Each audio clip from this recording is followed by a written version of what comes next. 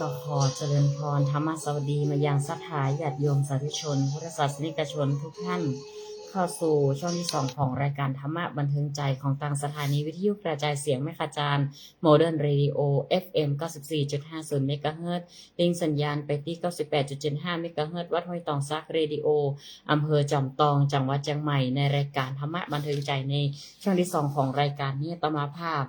ได้บรรยายในเรื่องของศิลปะการใช้ชีวิตใจชีวิตของเฮานั้นเหนือความทุกข์อยู่กับความทุกข์ได้อย่างมีประสิทธิภาพในช่วงแรกการตีได้บรรยายไปเกินนำไปแล้วในช่วงแรกแล้วก็บรรยายธรรมะไปอาตมาภาพก็จะได้ยกเอาชาดกเรื่องหนึ่งชื่อว่าเป็นเรื่องของว่าด้วยคนที่มีศิลปะหมายถึงฉลาดคิดฉลาดทำฉลาดรู้ตีออกมาเป็นความเรียบร้อยดีงามทางนั้นทางนี้ก็เปรียบเสมือนว่ากูวันนี่ยังทุกครั้งที่เขาเห็นงานศิลปะส่วนมากเขาก็จะนึกในเรื่องของงานการปั้นการก่อสร้างห้างแปงของการวาดภาพจิตรกรรมประติมากรรมหรือการปั้นต่างๆเหล่านี้เรียกว่าศิลปะหลายๆแขนงเหล่านั้นย่อมมีผลต่อจิตใจเนาะในการสื่อออกมาบอกว่าจะเป็นอารมณ์ความรู้สึกหรือว่าคล้อยตามหรือเป็นการที่จะสื่อถ่ายทอดเกี่ยวกับข้อคิดอย่างต่างๆออกมาหรือภาพสะท้อนสังคมผ่านงานศิลปะนาหลายอันหลายอย่างด้วยกันทั้งนี้อาตมาภาพก็จะได้บรรยายเพื่อสนับสนุนในเรื่องของศิลปะของการดำเนินชีวิตอยู่อย่างความทุกข์อย่างไม่ทุกข์ในการใช้ชีวิตคนเฮานี่ก็คือบอกว่าจะศิลปะใดๆก็ย่อมมีผลต่อจิตใจแต่ศิลปะการใช้ชีวิตก็เป็นสิ่งที่สำคัญอย่างยิ่งเกิดจากการฝึกทักษะความชำนาญความฝึกฝนใจเฮาก็เหมือนกันเมื่อใจของเฮาเหมือนนักปฏิบัติธรรมหรือว่าได้ยินได้ฟังมานักความเป็นพหูสูตรมานักความที่เฮาได้ฝึกจิตฝึกใจเฮามาแล้วเนี่ยเฮาก็ย่อมทนต่อความทุกข์หรือปัญหาต่างๆที่มันเข้ามามันก็จะมามีอิทธิพลบ่มีผลกระทบอย่างมากมายต่อจิตใจของเฮาที่จะทำกุศลให้มันเกิดขึ้นคือคุณงามความดีและก็ความดีต่างๆให้มันเกิดขึ้นมันจะบ่มีผลต่อดังพร้อยต่อจิตใจของเฮาไปบั่นทอนบ่ปิดกั้นความดีหน้าที่อย่างต่างๆของเฮาก็ดำเนินด้วยความปกติและเรียบร้อยถึงแม้ว่าปัญหาบางอย่างมันเกิดขึ้นก็เป็นเรื่องของมันเฮาก็พิจารณาไปตามนั้นตามธรรมโดยแบบไปปรุงแต่งหรือบ่ให้มันมีอิทธิพลมีผลต่อจิตใจของเฮาจนแบบเป็นอันกินอันนอนอันทำหรือทำความดีเนี่ยเป็นห้องว่าการใช้ชีวิต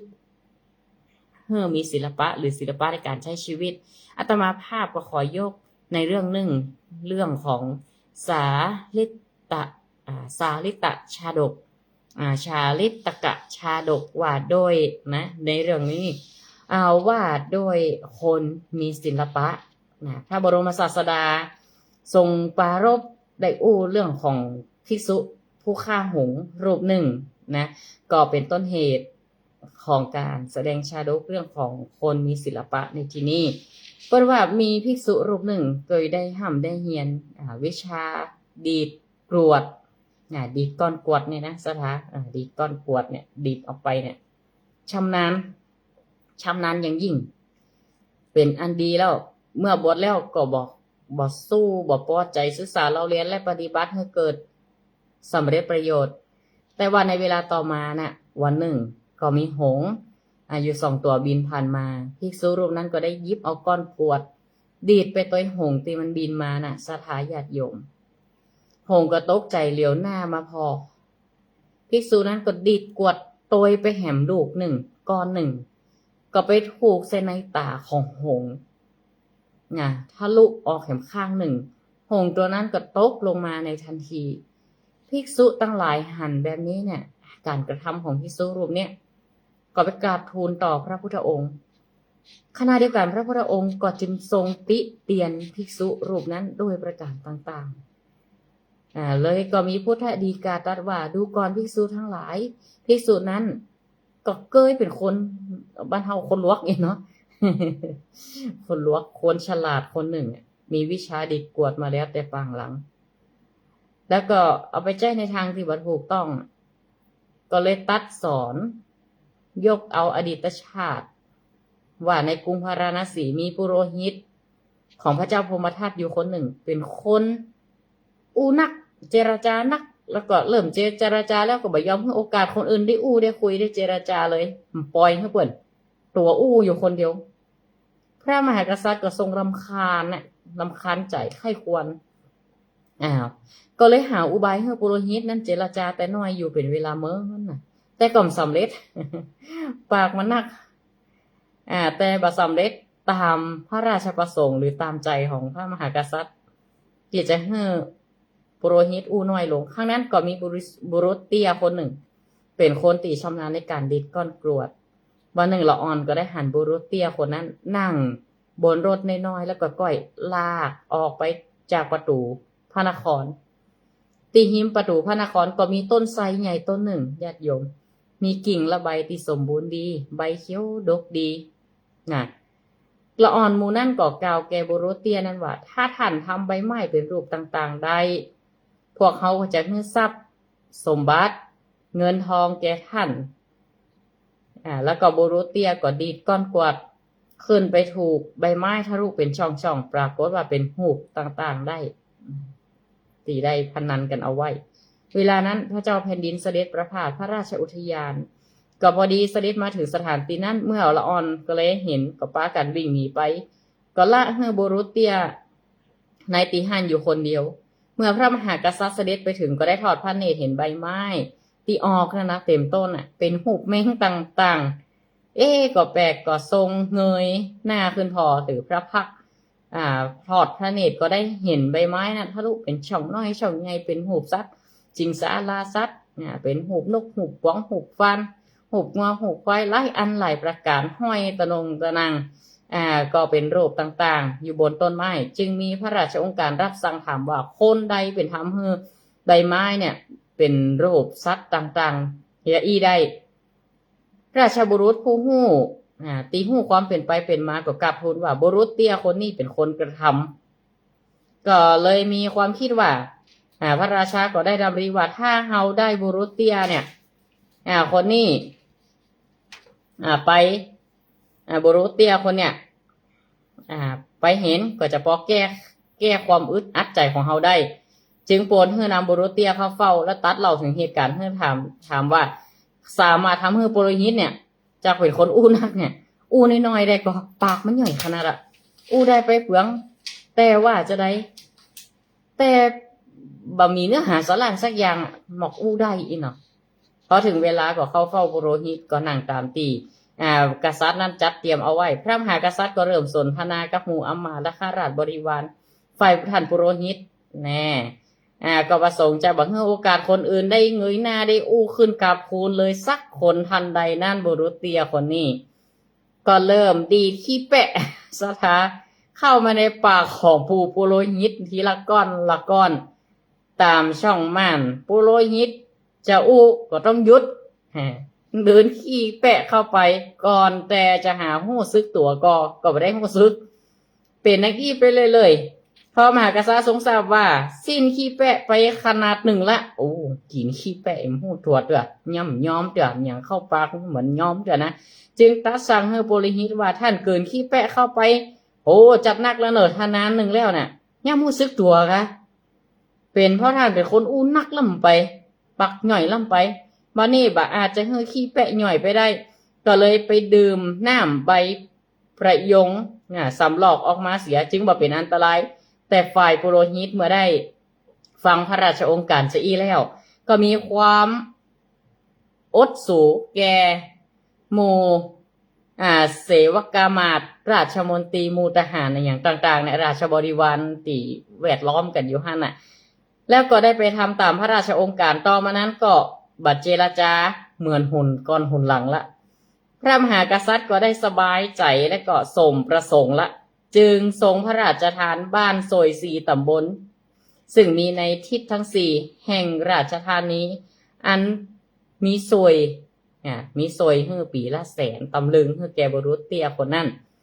ที่สามารถทำให้ปู่ปุโรหิตเนี่ยอู้นักอู้น้อยลงข้างนั้นอำมาตย์ของพระเจ้าพระนศีคนนั้นกาดคูณขึ้นว่าข้าแด่พระองค์ผู้เป็นสมมุติเทวราชขึ้นชื่อว่าศิลปศาสตร์และสมควรติบุคคลจะศึกษาทุกประการแต่บุรุษเตี้ยซึ่งเพียงแต่ชำนาญวิชาดิดกรวดก็ยังได้พระราชทานถึงจะอี้ก็เมื่อการพูดดังนี้แล้วก็เล็กกล่าวว่าศิลปะว่าวิชาใดๆชนิดใดก็ตามก็มีหลายแขนงด้วยกันเนาะอย่างณปัจจุบันที่เราเรียนกันเนี่ยก็มีหลายแขนงหลายวิชาย่อมให้สำเร็จประโยชน์กูอย่างแต่ว่ามาดูบุรุษเตี้ยนี่ก็ยังได้บ้านถึงซอย4ตำบลเพราะศิลปะดีกว่าต่ออันดังนี้ข้างสมเด็จพระบรมศาสดาโปรดประทานเทศนาเรื่องในอดีตจะอีจึงประชุมชาดกว่าบุรุษเตี้ยในครั้งนั้นก็คือภิกษุคนติดีกรวดผูกในตาหงนี่เองพระเจ้าพมทัตก็คือพระอานนท์ซึ่งเป็นพุทธอนุชาหลานพระพุทธเจ้าส่วนอมาตย์ผู้กล่าวคาถาสรรเสริญศิลปะนั้นคือเฮาตถาคตนี่จากข้อคิดเรื่องเนี่ยความสามารถพิเศษสามารถที่จะสร้างโอกาสให้ชีวิตเขาได้แม้แต่ทักษะเพียงเล็กน้อยยังการดีก้อนกว่าสามารถให้ใช้เตี้ยได้รับรางวัลใหญ่ถึงขนาดนี้เฮาฝึกฝนความสามารถของตัวเก่าให้ดีก็สามารถไปใช้ประโยชน์ในโอกาสต่างๆแต่หากเอาไปใช้ผิดมันก็จะเกิดประโยชน์ใดๆทั้งสิ้นแต่อย่าประมาทในความสามารถของตนเองภิกษุในปัจจุบันใช้ทักษะดีกวดไปในทางที่ผิดพระพุทธเจ้าทรงตำหนิทำให้หงส์บาดเจ็บซึ่งก็แสดงให้เห็นว่าผู้ที่มีทักษะใช้มันไปในทางที่ผิดเนี่ยก็อาจนำไปสู่ผลที่เสียได้การรู้กาลเทศะในการอู้ก็เหมือนกันก็เป็นสิ่งที่สำคัญปุโรหิตก็อู้นักล่ำไปแต่ก็กลับได้บทเรียนอย่างขาดบ่ถึงแสดงให้เห็นว่าการอู้มากโดยบ่ฮู้กาลเทศะอาจทำให้ตนเองได้เกิดความเดือดร้อนการรู้จักใช้ปัญญาในการแก้ปัญหาพระเจ้าพรหมชาติทัดเนี่ยใช้ปัญหาวิธีแก้ปัญหาอย่างสร้างสรรค์โดยทำให้สามารถแก้ไขเรื่องราวที่กวนอกกวนใจมาเมินได้นี่อันนี้ก็เป็นเรื่องของศิลปะในทักษะต่างๆหากเขาใช้ให้เกิดประโยชน์มันก็จะเกิดประโยชน์อย่างมหาศาลก่อนตอนนี้สถาญาติโยมก็สามารถโทรศัพท์จะสนทนาธรรมะกันได้เนอะเบอร์โทรศัพท์0963458026อนุโมทนาโยมแม่พี่สมัยศรีเทพธรรมรงค์โยมแม่ติดตามฟังอยู่เนาะจากลำปางฟังจนหมดเวลานะโยมแม่เนาะแต่กี้นี่ตั้งวิทยุถ้าจะตัดไปละลืมพอเวลาโยมแม่อนุโมทนาด้วยเนอะเจริญปอนไว้จ้าพระคุณเจ้าแม่พระเยอะโอ้อนุโมทนาแม่อุ้ยเงินเนาะสายแรกวันนี้เนาะเจ้าฟังชัดเจนดีเป็นเนอะชัดเจนดีเนาะแม่อุ้ยเงินเนาะเจ้าเก้าสิบทีนะเจ้า94.50เนาะสาธุสาธุเนอะโยมแม่เนอะแม่อุ้ยละกะรักษาสุขภาพด้วยนะ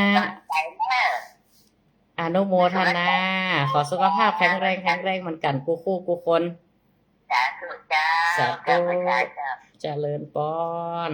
096-345-8026นะ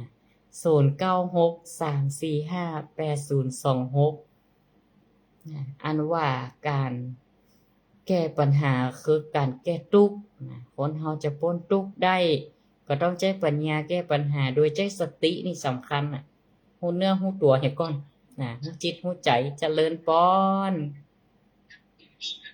ติดละเนอเจ้าเกิดด้วยจัดเด้อท่านพระครูเจ้าโอ้ฟังนิทานนี่ผมม่อนกูน่ากล้ำมาปั่นตาเพื่อนเนาะแม่นป้อมตานปลาให้เพื่อนได้หายใจได้อู้ห้องอย่าอู้ได้เมียอีกนะอู้ได้คนเดียวเอียเนาะมันจะมีหรอฟังอยู่เนอะติดตามอยู่เนอะเจ้าฝนตกวันข้ามเนอะบ้านสีละพร้อมสีเตี้ยนะเจ้าละปูนตกนักแต่แม่แต่ตกนักแห่ใหญ่โดยเจ้าตามจังไห้บ่ตกหลอกเนี่ยเด้อเอาใจช่วยจังหวัดกระจันบ่ตกกระเจ้าบ่ตกแล้วแม่ บ่ตกละมันมืดครึ้มๆบ่ได้ วันนี้นี่ตกอย่างหนักไปเลยเด้อ ระวังอันนั้นน่ะกะอะหยังก็ฤทธิ์ของอะหยังน่ะฟองวองอีกอะ มันจะมาแหมแล้วนะ เจ้าเนี่ยโอ้เก็บข้าวเก็บของขึ้นที่สูงไว้หมดแล้ว อ้า เจ้า วกันดีกว่าแก้เนาะกันดีกว่าแก้ เจ้า ป้องกันบ่ประมาทดีกว่าโยมแม่ เจ้ากลับไหว้สาเด้อท่านพระครู อนุโมทนาสาธุเน้ สาธุ อ เจ้า เจริญพรอนุโมทนาตังคุณโยมธนวันพูดงามนะติดตามมาฟังตังไลฟ์สดตาม Facebook เนาะอนุโมทนาทุกสายและอนุโมทนาทุกการติดตามไลฟ์สดตาม Facebook เพจรายการธรรมะบันเทิงใจแล้วก็แชร์ไปที่Facebook ส่วนตัวทิตตอุทัยสิริภิกขุมาอนุโมทนาโยมพ่อโยมแม่ที่ได้ติดตามมาฟังโดยวันผูกบดีลืมเนอพระธรรมเทศนาเรื่องมหาอุปคุตมัดพญามารจะเป็นอย่างไรต่อจะมีเนื้อเรื่องจะใดศรัทธาก็ติดตามรับฟังวันพรุ่งนี้เวลาเดิม 18:10 นาทีเจริญปอนสายต่อไปธรรมะสวัสดี ปิดแล้ว ไหว้ นะ สาเจ้า เจริญ เจริญปอนโยมแม่จากตังได้ เวลาอ่อนคงเปล่าจำจองเจ้า โอ้ตังจอมตองเนาะโยมแม่เนาะอันนี้ก็ไปจอมตองมานะแต่ไปไก่น้อย ไปจังได้ ไปดอยอินทนนท์ กลับมา โอ้ไม่ถูกนะแต่ ก็ เดี๋ยว ไป หมดกันแน่ ก็โดนตึงฝนตึงเมยโยมแม่ เจ้า ก็ม่วนอยู่นะ ไปพักสักวัน2 วันได้ โอ้ อืม อากาศก็ดีนะฝนตกก็โยมแม่ทางบ้านโยมแม่ ปะโตกจะได้ขึ้นหูเนี่ยไม่เจ้าไปรุ่งตอมกะโลมันเป็นเจ้าน้อย อันใดเป็นหมอกเป็นเมยอันใดเป็นฝนบ่ฮู้นะอยู่บนไปดอยพุ่นนะ เที่ยงมันกระแดดซักผ้าจะแห้ง อืม แล้วข้ามมาก็เอาทันดอก เอาแหมแล้วเนาะครึ้มๆเนาะ จัดจอนขึ้นอินโดถ่ายพวงอ๋อผมก็ถือว่า ดีนะเฮาหมกอี้นะบ้านเปิ้นเหลือเฮากันแหม เดี๋ยว เอ้าไปบ้านเป็นหลังอ่ะไหลไปด้วยน้ำได้สักอย่าง เอาว่าเอามีจับตองนี่นะที่กองกองแบบว่าหน้าปุ๊บจับตองนะเลยแก้วโผล่เจออันถ้ามันท่วมนี่จริงอยู่กับไม่ได้หมดอ่ะ อืมก็ป้องกันเอาเนาะป้องกันบางอย่างน้อยก็ช่วยบรรเทาเฮาได้อยู่แหม จ้า อ่า เอาก็เกือบแล้วโอ้เปลี่ยนนะเดี๋ยวเอาก็อ๋อเอาอยู่ไม่อีสานทุกแบบ ถ้าบ้านปูนก็ปล่อยมันเข้าเห็นน้อยเด้อหลังคาละ9 ปันกันเด้อ ว่าเล่นได้นะ มีสักที่อัน มัน นะ มันเที่ยวบ้านอยู่วัน2 วันได้9 ปันกันนี่นะ ได้บ่ได้บ่โห มันมีฝนร้ายแรงอย่างนั้น ดีละแม่ดีละกะมันบ่เป็นหยังภัยธรรมชาติ ธรรมดาเนาะพายุแม่ อันโยมแม่นอนฟังนี่แหละมอนนิทานนั่นแหละแต่ละเนาะใจคงที่มันอู้นากันแนมดีคิดแป้งใส่กับ ขี้แปะเขาใส่ได้โยมแม่จ้ะคนนักลำไปเนาะโอ้ได้ไปเปลืองเนาะเพิ่นห้องเนาะบ้านเฮาเนาะ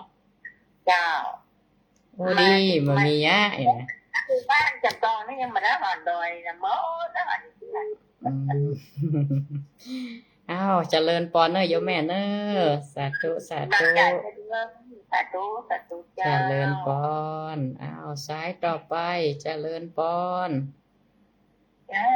สาธุเจ้า จากตังได้ เที่ยงหลวงพ่อเจ้า เวียงหนองล่องโยมแม่จื่อว่าใดหา แม่น้อง แม่น้อมตาจ้าง เอ๊ะเสียงวันนี้ยังมาแปลก มันก็อายุลูกนี้นะจ๊ะ ๆ เป็นวัดเนี่ยกะ เป็นวัด การนั่นนะนะอากาศมันเปลี่ยนเนาะมันปรับตัวบัดตานเนาะหน้าหนาวมีฝนมีลมด้วยอ่ะ ได้ก่อนหน่อย ตึงฝนตึงหนาวเนาะตั้งเราปูนตั้งจอมตองอย่างนี้ตกหนักเนาะรู้สึกว่าตกหนัก แม่มันนี้กำลังจะขึ้นเด้อไปได้ในทั่วแต่แจ้งมาก กันไว้เก็บข้าวเก็บของไว้ ถ้าเกิดมีแล้วจำเขาเติ้งไว้บอก อ้าวแม่ปล่อยมันเข้าเห็นน้อยแฮะได้ยินเพิ่นว่าหลังคาละ9 ปันนี่นะแต้มว่าเล่นบ่ได้เด้อ มันได้ได้ก็ดีกันแล้ว อดสลาเพียววันสองวันวะ ว่าเล่นบ่ได้เนิบเนี่ยอันเต้น่ะได้บ่ฮู้เนาะ เอ้าก็อนุโมทนาฟังน้ำฟังธรรม เจ้าว่าจิเจียวนะ มันผูกเตะทำเมืองเนยโยมแม่มันผูกนี่ ว้าว สาธุเจริญปอนธรรมะสวัสดี0963458026อากาศโยมแม่ ฟังเตือโอ้ตอนมันร้อนมันก็ร้อนเนาะบัดเดียวนี้อากาศมันซ้ำเปลี่ยนดีเนี่ยเบิดร้อนเบิดหนาวเดี๋ยวก่อนหน้าหนาวฝนตกด้วยมันแน่หน้าร้อนก็อาจจะได้ห่มผ้าก็ได้ มันบ่แน่ซักอย่างสภาพฝนฟ้าอากาศเจริญปอนไม่ไรเนอร์ เจ้ากับอาจารย์ท่านพวกเจ้าบ้านอย่างจอมต้อง โอ้ฝนตกหนักแม่ตั้งกวาดตั้งจอมต้องตั้งบ้านแม่ตื่นวัดตุลุงน่ะนะบ้านตุลุงทอนน่ะนะ แล้วก็พวกมันไหนไป ตั้งปุ้นฝนตกหนักเดี๋ยวแม่ไม่ไรดี นิมนต์ไปนะ อย่างก็แม่ ก็นิมนต์ไปพ่อครูไปกัน นิมนต์ก็ไปคนเดียว ไปเที่ยวกันไปเที่ยวกัน ไปพักได้แม่คืนคืนเดียวมันได้หมอกไปพอไปพูดไปหันกะ ก็ได้ว่าไปนิมนต์บัดไหนไปจุดสูงสุดปะน่ะ ไปให้นนท์อย่าง อินทนนท์แม่ แล้วแม่ไป3 เดือนแล้วเนาะไปดูอาจารย์มายงนั่น ดีละน่ะได้ไปฮู้ไปหันละได้หนตางมันก็บ่ได้ไอ้หยังแต่ว่าน่ะแม่หนตางดี คนตั้งจะดีอ่ะ หนตางดี มันเย็นนะกะ แม่เนาะไปเช้าหาที่เย็นนะแม่ เย็นอัน แต่ว่ามันได้ถึงหนาวถึงฝนนี่นะ อย่างก็มันต้องไม้เป็นคนปุ๊อ่ะ มีตะไคร่น้ำมีมอดอีกอะเปิ้นห้องขึ้นต่ำก็ไม่มดความอุดมสมบูรณ์กะ ม่วนแล้วก็ม่วนแล้วก็ตัวมันคนนัก คนนัก ไปแล้ว80ก่อนคนบ่ ถ้าจะนี่ถ้าเอาไปช่วงเทศกาลไฮซีซั่นเนี่ยคนจะนักแต่ไหนอยู่แม่ไม่ไร แต่อยากได้อาจารย์ยงน่ะจ้ะ เฮาอาศัยเฮาไปเหี่ยก่อน เฮาไปเหี่ยก่อน แม่ไปคนเดียวม่วนดีเนาะ ใส่เหี่ยก่อนเดี๋ยวถ้านักท่องเที่ยวนักนี่มันบ่ดูต่างแม่ แม่น งั้นไปก่อนทุกคนบ่ไปอนุโมทนาสาธุเนอไม่ไรเนอเดี๋ยวจะไปปอยไปฉลองสำนักศักดิ์วัดหนองยาวเนาะท่านอาจารย์เนาะแล้วก็ปอยหลวงเดี๋ยวจะไปแวะเนอแม่เนอสาธุเจริญพรธรรมะสวัสดี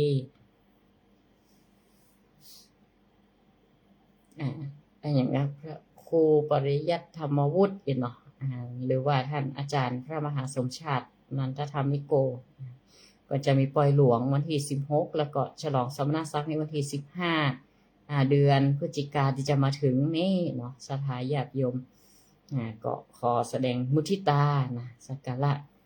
ก็จะมีปล่อยหลวงต้วยนะศรัทธาไปเอวกันเนอะยังปะเป่าเฮาตลอดถึงศรัทธาญาติโยมทั่วไปนะประชาสัมพันธ์งานบุญในครั้งนี้ตัวศรัทธาวัดดอนจันทร์ก็จะได้ไปห่วมตัวนะคงจะได้เอาจังฟ้อนไปห่วมสำหรับเวลาเกาะไก่จะหมดละต้องขออนุโมทนาทุกคนทุกท่าน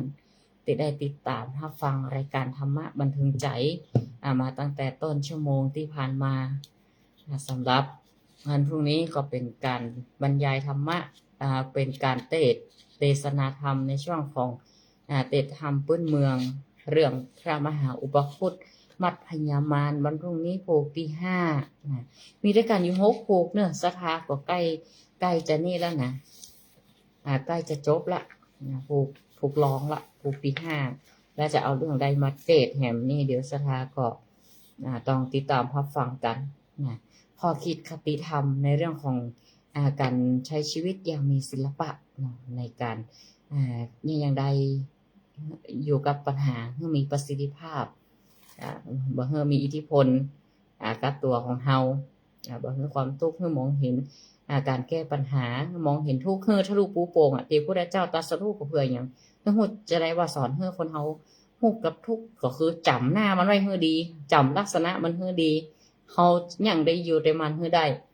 บ่ให้มันมีอิทธิพลต่อใจของเฮาให้ใจของเฮาเข้มแข็งเมื่อใจของเฮาเข้มแข็งเวทนาใดๆที่มันเกิดก็ดี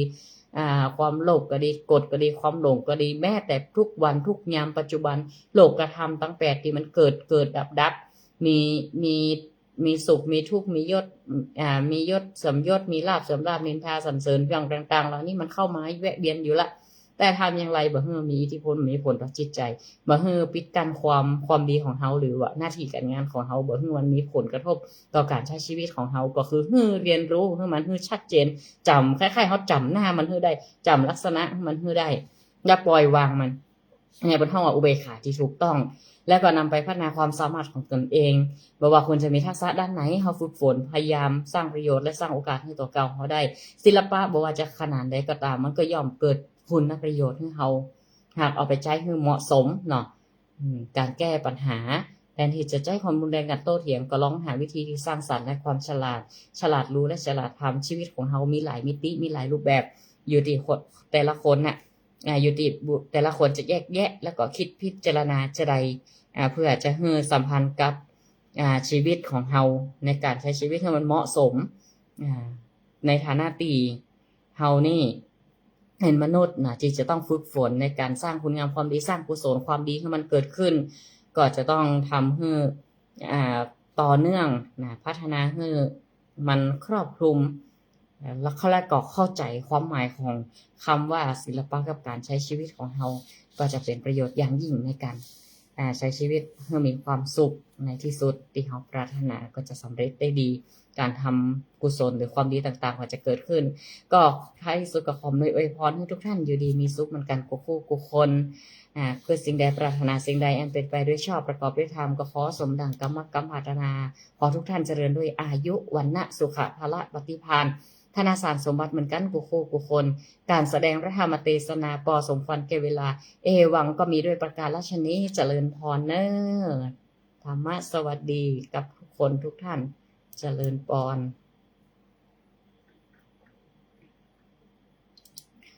อนุโมทนากับญาติโยม